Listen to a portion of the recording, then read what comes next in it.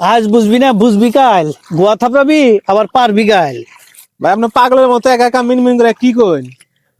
ভাই আমাকে গ্রামের এক লোক তার বাপ মাউরে বৃদ্ধাশ্রমে পাঠাইছিল। এখন তার পোলাপান হয়েছে, পোলাপান হইয়া বড় হইয়া এই পোলারে বিয়ে করাইছে। এই পোলার ঘরে নাই নাতি হয়ে গেছে।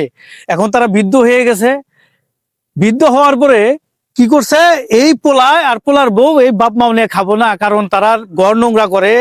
দেখা গেছে যে ওই পায়খানা পেশাব করে বিছানাতেই করে, এগুলা পরিষ্কার করতে পোলার বউ রাজি নেই। তো পোলা চিন্তা ভাবনা করছে তাহলে বাপ মাইরে বৃদ্ধাশ্রমে দেই। এই বৃদ্ধাশ্রমে নিয়ে যাবার নিগান হয়েছে।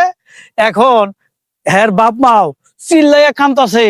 আমি তখন কই, এবার চিল্লাও কে? তোমার বাপ মাও রে তো তুমি বৃদ্ধাশ্রমে দিছাও, তো এটা তো তুমি সৃষ্টি করছাও।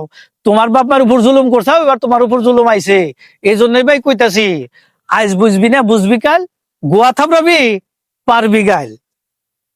ঠিক কইছেন ভাই, যেমন কর্ম তেমন ফল।